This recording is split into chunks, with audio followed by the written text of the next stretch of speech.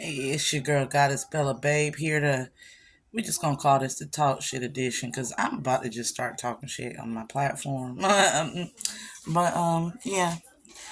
like this whole thing. When you hear stuff like, "I don't know how to show love," love is an equal give and take. It's a give and take. So if a person don't know how to show love, but they know how to take the love, that means they have a restriction on how they love.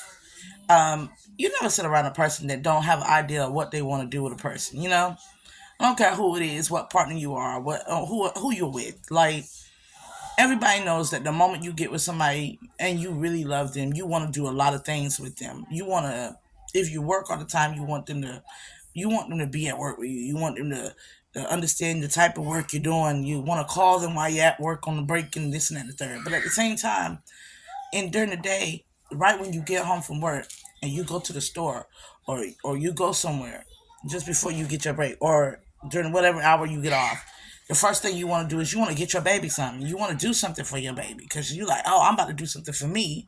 So I got an idea. It's always an idea that pops up with people who know how to show love. That means people who know how to give as well as receive.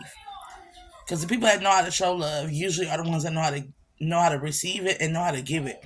Versus the people that always have versus the lame excuse of not knowing how to show love. Showing love is not hard. A lot of people do not listen to their partners. They don't listen to their mates. And partner and mate will lay out. You get to the point where you have to teach somebody and you have to lay out a list, and then they become stubborn and they don't want to participate in what's going on. They want to hold some form of control over themselves to the point where they become restrictive in their love. You're not with the right one. I'm saying it now because they don't pour into you. Like I'm not you when you love somebody, you don't sit there and go, oh, I saw a bear in the store. She says she like bears. I'm gonna get her a bear. Like him. Or she said, or he said, I like this. And then you go and get it. They just said they like it, so you about to go get it, and you're not gonna just get one of it. You're gonna keep getting it until they get sick of it. Because the whole thing is you want to give and give and give. You want to show love, but when a person is like, "Oh, I don't know how to show love," it's because deep down inside they are so traumatized they do not want to give that much. They've given themselves at one point in their life. They've given so much that now everything that they run into is a failure or leading to a disaster. You don't want to be with no person like that. I'm telling you now. That's like a person that's unhealed. They don't understand that love. No, they don't understand karma. They don't understand how what you, in the words of GDT, Goddess Dragon Tarot, check her out. Do good, you get good. They don't understand how if you put in, it's kind of like a bank account. If I put into my bank account and I'm constantly putting in, but I ain't touching the money, you feel me? And and I got it on like a CD or something like that, a CDL, and it comes out. It releases to me at a certain time. I'm putting in, then it's giving back. It's yielding the interest and stuff like that. It's building up. So it's gonna come back to you, and it's gonna come back to you with interest. When a person don't understand that what you put in this world, it's gonna come back to you with interest, whether it's good, bad, ugly. When they don't comprehend that, and they don't do nothing, and they don't put nothing, and they don't put no effort, then they get nothing. And they get nothing times 10. They get that emptiness. Because 9 times out of 10, a person who's constantly showing you love and wanting to receive the love from you, and you get to the point where you're openly communicating. If you're a positive communicator, you're openly communicating to this person. You're telling them like, I need this, I need you to be like this, I need help here, I need this, I need this, I need this. And you're constantly telling the person and telling the person and telling the person. But for them, they only see it as being taken advantage of, even though they don't. That means they don't see what you're doing for them. Like they don't see you authentically, they don't see you genuinely, they don't see the true form of you, and how whatever you need or whatever you want or whatever you desire out of them, you've already backed it up through actions that you are good for. You feel me? That you will not only take, but you will give. Like a lot of us out here that are lovers, we understand like you give me something or you help me out or you're there for me in any particular form or fashion. Right afterwards, we're there.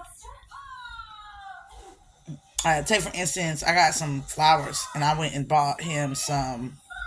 The very next It was like programmed in me. Oh, you did something for me. I got to do something for you.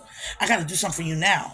I got to do something for you. But also, as a giver, I didn't have to wait for the flowers. You feel me? It was like, moment, I got to do something for you.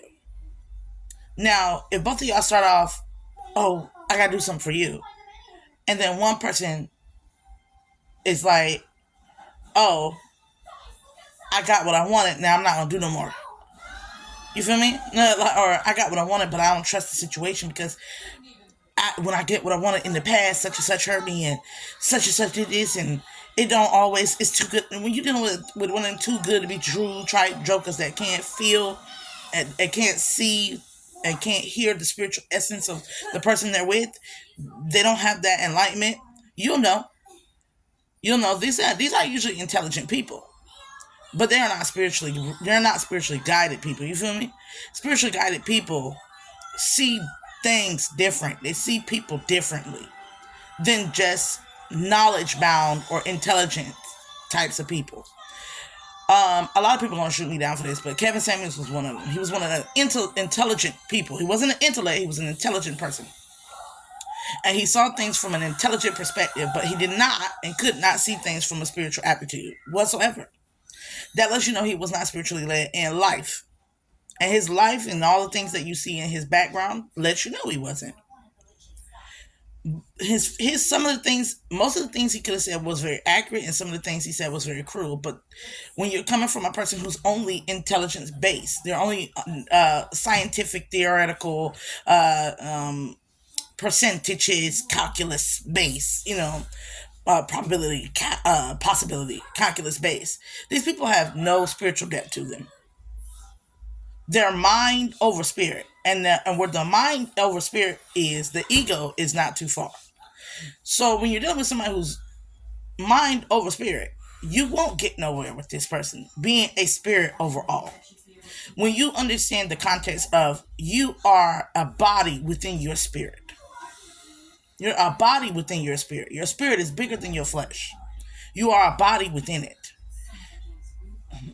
Your own spirit is bigger than your flesh. It's your arc field, your emotional, your chakras, all sorts of things that radiate from you.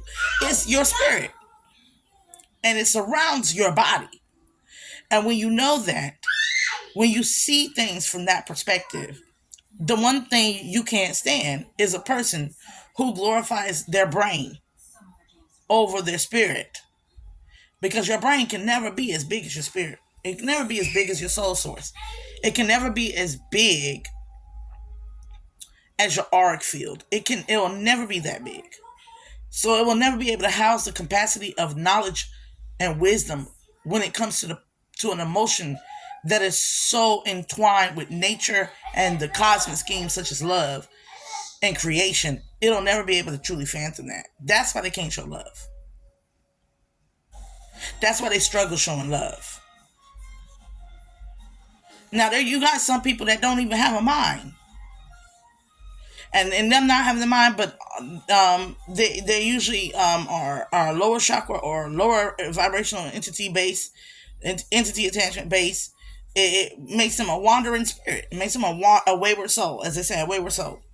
And what you doing with a wayward soul? Like this person don't know how to love themselves, so they don't even know what they are. They don't know. They don't know what they are. A lot of people say they don't know their worth. Worth is the intellect. It's the intelligence spectrum of that.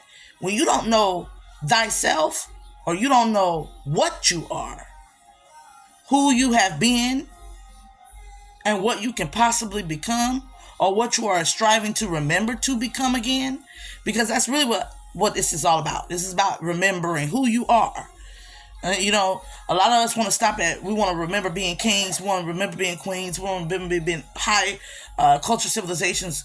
A lot of us are getting to the point where we want to remember our indigenous ways. But a lot of us do not remember our lifetimes before our human existence, which made us on a level of what we call angelic demigods. Okay? We don't want to remember that. We don't want to remember our purest forms of self, our purest light bodies, the most powerful existence, which we are working our way back through Christosopheric energy, or you want to Krishna, I say Yeshua Krishna energy, but Christosopheric energy, Christ consciousness. the crystalline factor, the Christos. So we're trying to get back to that high vibrational patterns of behavior and being. And in order to get back to that, you got to go through your karma. You have to hellfire yourself. Your hellfire is your karma. It's the burn away. Okay? So when you start to understand that, you start to deal with, and you look at a person and you engage with them and you realize they have placed themselves in the karma, and they're going back to a repetitive cycle or a repetitive uh, source of thinking because they're dependent on the mind, but they're not dependent on the spirit. You go away from that. 9 times out of 10, that's unsatisfying. It will become unsatisfying. They will become unsatisfied quicker than you because you're a spiritual being and you understand you're a spiritual being and your body is within your spirit. So they will become 9 times out of 10 unsatisfied. The ego will crave more and want to do more, or the things that they don't know, they can't understand or comprehend through the mind will become a fear or a danger to what they got going on or what they feel they're gonna have going on. They can become jealous. They become the seven deadly. They can become greedy, sloth, gluttony, wrath, pride, envy, rage, all that stuff. They become that because they're dependent on the mind. And in the mind, there's always a two hemispheric region. There's the logic and there's the creative, right? And it's duality. It's a duality there. It's sometimes you're thinking like a god and sometimes you're thinking like a devil. So if you're depending on something that's always iffy and it's always gearing toward one or the other, I like to say for that your sun sign is your predominant hand and it's your predominant conscious factor, and your moon sign is your subconscious, uh, in a sense, factor. It's the subconscious factor, the secondary factor. But some people are ruled more by their subconscious than they are their conscious. So they're ruled more by their um, darkened or void thoughts, where most people back their fears into, than their conscious efforts, their conscious thoughts. So your brain is already on that premise. Your consciousness is linked to your spirit. So it governs how you move. It governs how you love. It governs what you feel love is. It governs all that things. So if it's already in balance there, it's going to be a balance everywhere else. And the spirit is going to be pulled in and it's going to be bottled. And it's going to be like, this little light of mine, I'm going to let it shine. Why is the light little? We have never asked why that old Negro spiritual said, this little light of mine, I'm going to let it shine. Why is it little? It's little because they were enslaved. You feel me? Freedom, you don't have a small light. You have a large light. You have an impenetrable sun, a solar. Your solar plexus said that. Your solar sacral chakra, it feeds into all the other chakras.